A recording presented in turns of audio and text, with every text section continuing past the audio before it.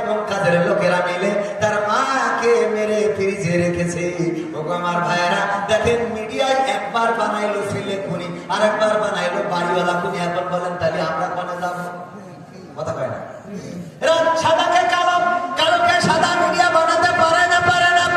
আবার আমার প্রশাসনের ভাইয়েরা, র‍্যাব পুলিশ দুই রকম বিবৃতি দিল। র‍্যাব দিল সন্তান খুনি, আর পুলিশ দিল যে না বাড়ির কাজের লোক এবং ভাড়াটিয়া খুনি। আমি বললাম এত হুটোপাটা করে কেন সংবাদ সম্মেলন করলেন? আগে তদন্ত করার দরকার আছে না নাই?